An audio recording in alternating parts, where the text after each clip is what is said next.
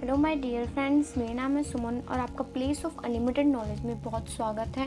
तो आज मैं फिर से आपके लिए एक इंटरेस्टिंग टॉपिक लेके आई हूँ जिसकी हेडिंग है procedure of preparing fair copy of manuscript. ठीक है, तो हम आज इस टॉपिक में आज इस ट्यूटोरियल में डिस्कस करेंगे procedure of preparing a fair copy of manuscript की फेयर कॉपी में प्रिपेयर करने के लिए कौन सा प्रोसीजर होता है, मतलब हम कौन कौन से हमें पॉइंट्स माइंड में रखने चाहिए जब हम एक फेयर कॉपी मैन्युस्क्रिप्ट की टाइप कर रहे हैं।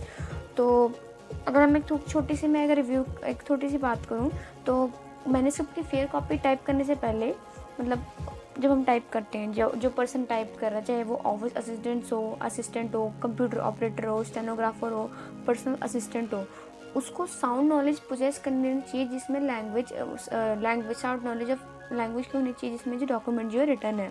ठीक है, ये भी हो सकता है कि वो बहुत सी डिफ़िकल्टी फेस करे at the time of preparing a fair copy of manuscript.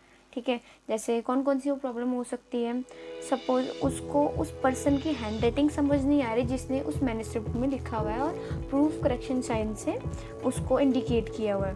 और भी थोड़ी बहुत डिफ़िकल्टी आ सकती है। सपोज़ उसको किसी डिफ़िकल्ट वर्ड की स्पेलिंग्स नहीं आती, एंड ऐसे करते करते बहुत सी डिफ़िकल्टी हो सकती है। तो इस डिफ़िकल्टीज़ को ओवरकम करने के लिए क्या होना चाहिए कि जो पर्सन, चाहे वो ऑफिस असिस्टेंट है, कंप्यूटर ऑपरेटर है, स्टेनोग्राफर है, पर्सनल असिस्टेंट है, वो उसको बहुत एक अच्छी थॉरो नॉलेज होनी चाहिए प्रूफ करेक्शन साइंस के बारे में, एज वेल एज उसके मीनिंग और यूसेज के बारे में। उसको ये भी उसको प्रैक्टिस करनी चाहिए कि बहुत सी वो मैन्युस्क्रिप्ट टाइप करे जो डिफरेंट पर्सन के हैंड रिटन में फॉर्म में हो। ठीक है, तो आइए स्टार्ट करते हैं। Procedure of preparing a fair copy of manuscript. First, before starting to typewrite a document it should read once और ट्वाइस। ठीक है, ट्वाइस। तो जब आप अपने डॉक्यूमेंट मतलब मैन्युस्क्रिप्ट को टाइप करना स्टार्ट कर लेते हैं, उससे पहले आपको क्या करना चाहिए, 1-2 बार या 2-3 बारी आपको मैन्युस्क्रिप्ट को पढ़ लेना चाहिए। ठीक है, in case the document is lengthy one it should be read paragraph wise. ठीक है, जब अगर आपका डॉक्यूमेंट, यहाँ पर डॉक्यूमेंट से मतलब है आपका यहाँ पर डॉक्यूमेंट से मतलब आपके मैन्युस्क्रिप्ट। ठीक है, और अगर इन केस अगर आपका डॉक्यूमेंट माने जो मैन्युस्क्रिप्ट है अगर लेंथी है, ज़्यादा लंबा है, टू लॉन्ग है, तो आपको उसको पैराग्राफ वाइज पढ़ लेना चाहिए। पैराग्राफ वाइज पढ़ने में ऐसे हमको काफ़ी ईजी भी रहता है उसको पढ़ने में। By reading the document once or twice he becomes familiar with the style of the person who has written the document, and it becomes easy to typewrite a fair copy of the manuscript। ठीक है, तो इससे क्या हो जाता है कि अगर आप 1 या 2 बारी उस मैन्युस्क्रिप्ट को पढ़ लेते हैं तो आपको क्या होता है कि आप फैमिलियर, मतलब आपको इजीली समझ आ जाता है उस पर्सन के स्टाइल का जिसने उस डॉक्यूमेंट को लिखा हुआ है, और आपके लिए इजी भी रहता है कि एक अच्छी ढंग से अपनी फेयर कॉपी मैन्युस्क्रिप्ट की टाइप कर सकें। Second, the word which is not clear in the manuscript should be encircled and you should proceed reading the matter. ठीक है, अब जैसे कि मैंने आपको ट्यूटोरियल के फर्स्ट में बता दिया था कि स्टार्टिंग में बता दिया था कि अब जो पर्सन टाइप राइट कर रहा है अब मैन्युस्क्रिप्ट को, उसको बहुत सी प्रॉब्लम फेस करने पड़ सकती है। उसमें से एक ये प्रॉब्लम भी हो सकती है कि सपोज अगर कोई वर्ड क्लियर नहीं है तो उसको समझ ना आए, वो मैटर अपना ढंग से टाइप ना कर पाए, तो उस सिचुएशन में क्या करना चाहिए कि वर्ड जो है मैन्युस्क्रिप्ट में क्लियर नहीं है उसको आपको इंसर्कल कर लेना चाहिए और उसको वहीं छोड़ के आगे उस मैटर को रीड कर लेना चाहिए। ठीक है, it may be possible that this word is more clear in the following paragraphs of the document. हाँ, ये भी हो सकता है कि जो वर्ड आपने इंसर्कल किया था वो आपको समझ नहीं आया था। ये पॉसिबल हो सकता है कि वो वाला वर्ड जो है बाकी दिए गए पैराग्राफ्स में ज़्यादा क्लियर हो, तो आपको एक क्ल्यू मिल जाएगा कि हाँ, जो वर्ड मुझे ऊपर नहीं समझ आया पक्का वही वाला वर्ड होगा, तो आपको एज ए ईजिली टाइपराइट करने में हेल्प हो सकती है। Third, in case after reading the whole document, one is not able to understand any word, the sentence should be read time and time again in order to find out the correct word which conveys the correct sense of the sentence. Okay, ठीक है, तो इस line में बताया गया है कि in case अगर ऐसा कुछ हो सकता है कि अगर आपको पूरा डॉक्यूमेंट पढ़ने के बावजूद भी कोई आप पर्टिकुलर वर्ड समझ नहीं पाते हैं तो आपको क्या करना चाहिए कि सेंटेंस, जो मेन सेंटेंस है जिसमें आपको वो पर्टिकुलर वर्ड समझ नहीं आया, उसको आपको बार बार रीड करना चाहिए, ताकि आप अपने माइंड से या सेंस लगा के उसमें करेक्ट वर्ड फाइंड आउट कर सके जो सेंटेंस का करेक्ट सेंस कन्वे कर रहा है। ठीक है।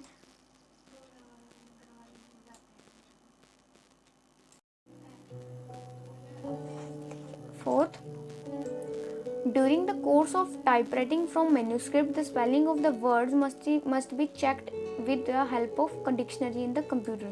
ठीक है, जब आप अपने जब टाइप राइट कर रहे हैं अपने मैन्युस्क्रिप्ट को, डॉक्यूमेंट को, तो उसी के साथ आपको एक चीज़ और ध्यान में क्या रखनी चाहिए कि आपको जो है अपने वर्ड्स की स्पेलिंग जो है हेल्प ऑफ इनबिल्ट डिक्शनरी, जो डिक्शनरी के हेल्प के साथ आपको उसको चेक इन कर लेना चाहिए, उसको करेक्ट कर लेना चाहिए। अब ये डिक्शनरी तो आपके इनबिल्ट होती है कंप्यूटर में।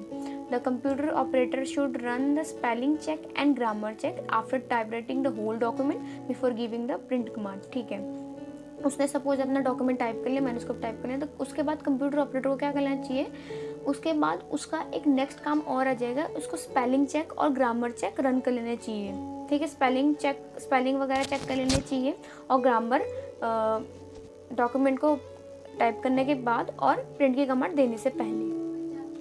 5th point, no sentence should be type by a mere guess work. ठीक है, ये बहुत ज़रूरी है कि अगर आप जब किसी कंटेंट या अपने मैन्युस्क्रिप्ट को टाइप कर रहे हैं तो आपको सिर्फ उसमें गेस वर्क लगा के नहीं करना चाहिए कि हाँ यार ये समझ नहीं हो रहा, पक्का तो कैसे यही होगा। नहीं, इस तरीके से नहीं करना।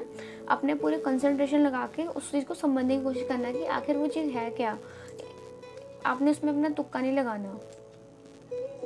तो gas work should be avoided, gas work तो आपका अवॉइड होना चाहिए। 6th, the operator should apply common sense while typewriting from manuscript and glaring error should be avoided. ठीक है, इसका मतलब ये नहीं कि आपको मैन्युस्क्रिप्ट टाइप करके मैन्युस्क्रिप्ट आपके सामने रख दी है, उसमें प्रूफ करेक्शन साइन जो है उस पर्सन ने अपने हाथों से लगा के दे दिया, तो इसका मतलब ये नहीं कि आपको पूरा इंडिपेंडेंट हो जाना है उस चीज़ में। उससे के साथ साथ क्या करना है, आपको टाइप करते वक्त जो है अपनी कॉमन सेंस भी लगानी है, अपने ब्रेन भी यूज़ करना है। और ये भी हो कि अगर आपको लगता है कि उसमें कोई एरर है तो आपको अवॉइड करना चाहिए, क्योंकि मतलब आपको इस तरह की अपनी कॉमन सेंस लगानी है कि अगर एरर आपको लगे भी वो अवॉइड होना चाहिए, क्योंकि मैन्युस्क्रिप्ट में जो है कभी भी गलत नहीं दिया होता है, सही होता है वो। और आपको जो भी उसमें इंस्ट्रक्शन दी होती है वो as per the proof correction science के अकॉर्डिंग करनी ही पड़ती है, उसमें आप कोई चेंजिंग नहीं कर सकते। 7th, most commonly used abbreviation should not be typed in full. For example, doctor should not be typed doctor, MR should not be typed as Mr and so on। ठीक है, तो बहुत सी मोस्ट कॉमनली जो ज़्यादातर commonly abbreviations use होती हैं, short form वगैरह use होती हैं, आपको उसको फुल में नहीं लिखना होता। सपोज अगर आप फॉर एग्जांपल डॉक्टर हम डॉक्टर को DR डॉट लिखते हैं, तो हम उसको DR डॉट ही लिखेंगे, उसको आपको डॉक्टर को फुल में नहीं टाइप करना, DOCTUR की फॉर्म में। फॉर एग्जांपल मिस्टर MISTER होता है, तो हम उसकी एब्रीविएशन की फॉर्म में कैसे लिखते हैं, MR डॉट, तो उसको कभी भी आपने फुल फॉर्म में नहीं लिखना, हमेशा एज इट इज जो शॉर्ट फॉर्म में दिया है उसी की फॉर्म में लिखना है। ऐसा और कोई भी एब्रीविएशन हो सकते हैं, उसके साथ भी ये सेम रूल अप्लाई होगा। Last, the whole document should be compared with the manuscript before giving the print command। ठीक है, एक आपका फाइनल प्रोसीजर आ जाता है कि जब आप पूरा डॉक्यूमेंट अपना मैन्युस्क्रिप्ट टाइप कर लेते हैं तो आपको क्या करना है, उसके बाद it should be compared with the manuscript before giving the print command. ठीक है, मेरा कहने का मतलब है कि सपोज आपने अपने कंप्यूटर की स्क्रीन में वो मैटर टाइप कर दिया, उसके बाद आपका आखिरी प्रोसीजर क्या हो जाएगा कि एक बार फिर से उसको रीड कर लीजिए अपने जो आपके पास प्रिंटेड मैटर है मैन्युस्क्रिप्ट का। ठीक है, उसके बाद कंपेयर कर लो कि हाँ मैंने ये पक्का यही चीज़ मैंने अप्लाई की है उस चीज़ में जो मेरे प्रूफ करेक्शन साइंस के अकॉर्डिंग दी है, और उसके बाद आप प्रिंट कर लो। तो ये सब आपको क्या करना है कि ये कंपैरिजन कम करना है प्रिंट कमांड देने से पहले। इससे क्या होगा, अगर आपने कोई गलती की होगी वो रेक्टिफाइड हो जाएगी, इसको आप करेक्ट कर सकते हो। तो thank you for watching this video.